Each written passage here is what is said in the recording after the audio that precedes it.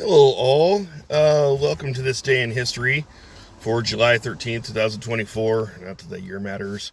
I'm currently parked off the side of the road because, well, I got stuff that I really need to do. I still haven't run to the gym yet. I need to go run another errand. All this before 6:30, which I meet a friend, and then we go out to uh, hang out with another friend to go do an investigation. So, so let's just get into it, shall we? The birthdays. There aren't a few many. Excuse me. There aren't a whole lot of birthdays, um, but quite a few of them are very, very notable. Um, so we start with 1821. Uh, Nathan Bedford Forrest. He was a Confederate general in the Civil War. Also, he was used as um, a background character in the movie Forrest Gump. It's uh, basically the premise of Forrest Gump is that he is a descendant of Nathan Bedford Forrest. Uh, his name Forrest was taken after uh, the general's last name. Only he was a Gump. So anyway, um, yeah, 1821. We see the birth of a Confederate general, Nathan Bedford Forrest. 1934. We skip ahead. So in 1934, we have a Nigerian author, Wole Soyinka. He was born on this day. 1935, Jack Kemp was an American politician and a football player. 1940, British actor Patrick Stewart. You would know him as Charles Xavier from the X-Men movies. You would know him as Captain Jean-Luc Picard from the Star Trek Next Generation TV series. He was also in the original Dune movie. He is an accomplished Shakespearean actor. And he's also currently doing Paramount Plus is doing a TV series called Picard. He's, where he plays the title character, Picard. 2 years later, Harrison Ford was born. Harrison Ford, as you know, is also an American actor. Well, he's an American actor because Patrick Stewart was British. Harrison Ford got his start in movies like now I'm drawing a blank. It wasn't Corvette Summer. That was Mark Hamill's first movie. American Graffiti, that's what it was. Harrison Ford was in American Graffiti. He was actually working as a carpenter at the time, and then he got pulled in to go do this movie where I believe that was a 36 or a 32 Deuce. I don't know, it was an old car. I just remember that he did a drag race, and in that scene, his car flipped, if I remember right. So, but he's also he's had a storied career. He's also known as Han Solo in the original Star Wars movies. He is also Indiana Jones from the Indiana Jones movies. He did a lot of movies. He did a lot of Tom Clancy movies. Clear and Present Danger. Patriot Games. There's another one. I think he did like 3 of them. Where he played the title character of Jack Ryan. He has also been in The Hunted. He was in Ender's Game. You know what? He's probably been in over 100 movies. He had a short bit in Apocalypse Now. I think he was in the Guns of Navarone. It was either Guns of Navarone or Force 10 from Navarone. I can't remember. One of those older ones too. But he's done a lot, and one of my favorite actors, obviously. 1950, we see the birth of Ma Ying-jeou, Ma Ying-jeou, Jiu, uh, Y-I-N-G hyphen J-E-O-U, Ma Ying-jeou. He's president of Taiwan. And that does it for the birthdays. So we're going back in history. On this day, we're going back to the 18th century. The year is 1713. Spain and Britain, they sign one of the treaties of Utrecht. And in this treaty, what they netted from it was that the British got control of Gibraltar and Minorca. In 1887, the U.S. Congress passes the Northwest Ordinance of 1787, and for context, what that basically did is that it laid down the basis for the governing of the Northwest Territories, and more importantly, it laid down the blueprint of how the constituents of that territory would eventually become would be allowed to be admitted into the Union, for their respective statehoods. Now, when they say Northwest, they're not referring to the Pacific Northwest, because that hadn't been discovered yet. The Northwest Territory at the time was like, the Ohio River Valley, maybe some of Minnesota, Michigan, kind of all in that area. That was considered the Northwest at the time. 1832, we find this guy named Henry Lowe Schoolcraft. He identified the source of the Mississippi River as being Lake Itasca in Minnesota. 1861, 1821, we had the birth of a Civil War general. Well, 1861, we have Union General George B. McClellan. He defeated the Confederate forces in Northwest Virginia, and that area of Northwest Virginia is now known as West Virginia.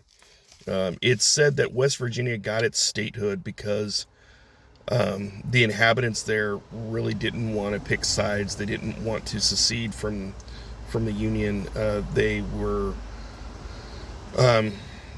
didn't really agree with the state of Virginia seceding from the Union, and because of their loyalty to the Union, they were granted their own statehood eventually at some point. That's the story behind how West Virginia got its statehood. There's probably more to it, but I don't know. 1878, we see the Treaty of Berlin was signed, replacing the Treaty of San Stefano.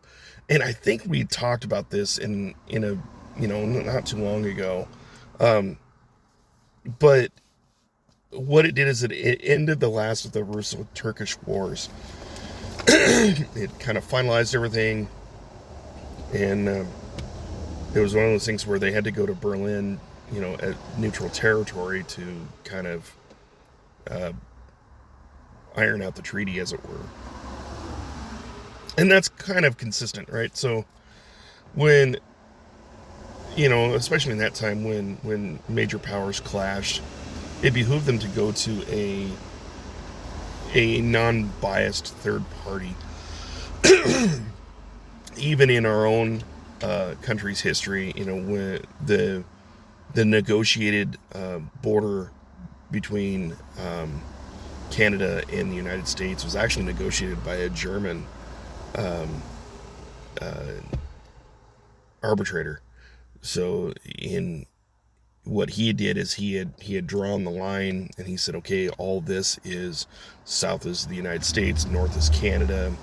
By the way, all these island chains in the Puget Sound, these islands, the San Juan Islands, they're going to be property of the United States. Victoria Island, that's Canada.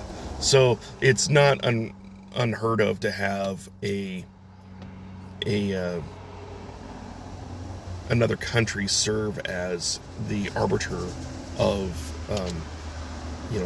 treaty negotiations. Versailles was used a lot.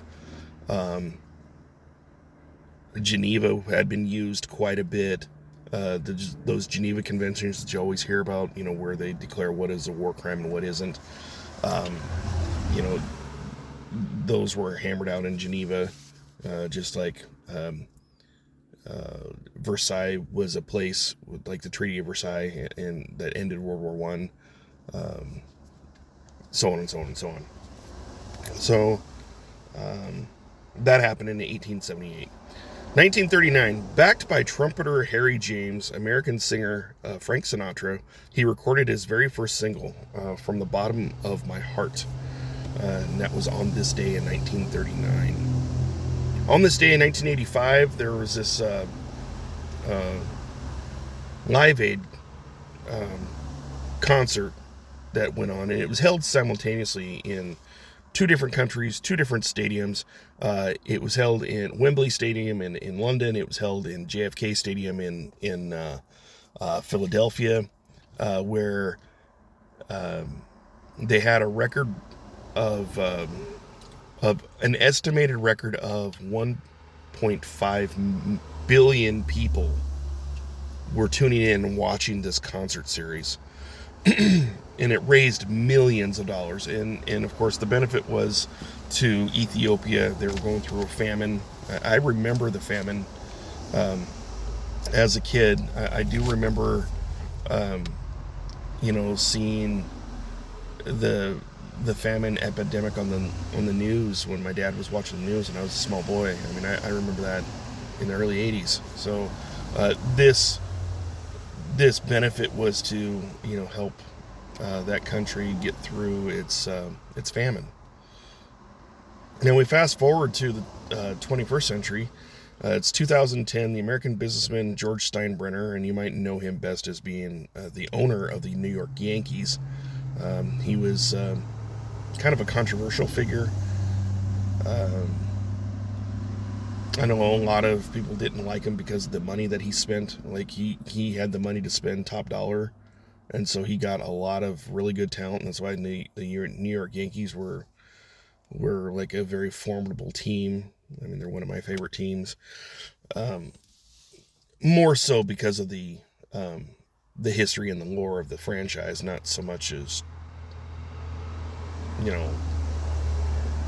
who they are and what they are now. I mean, it's the Mickey Mantles, it's the Roger Maris, it's it's the stories, the stories of yesteryear, the stories before my time, the baseball greats, the baseball heroes from before my time. I think that's why I'm so drawn to the Yankees as a franchise. Yankees. So they're my East Coast team, and the San Francisco Giants are my West Coast team, but that's mostly because I had a cousin who played for them, so my cousin's husband. So, at any rate, George Steinbrenner passed away on this day in 2010 at the age of 80. On this day in 2016, Theresa May of the British Conservative Party, she becomes the second woman to become the Prime Minister of the UK. She replaced David Cameron, who resigned after the country had voted to leave the EU. I remember that vote. That was the whole Brexit thing. I remember very vividly about Brexit, and I remember that they had voted to leave the EU, but I don't know that they ever did. Obviously, they must have, because they got a new PM out of the deal. A year later, it's 2017, Chinese writer and human rights activist Liu Xiaobo, Xiaobo, he died at the age of 61. He was the first Chinese citizen to be awarded the Nobel Peace Prize, and that was awarded in 2010. And the featured event for this day, July 13, it's 1793. We have a French revolutionary by the name of Jean-Paul Marat, he's assassinated.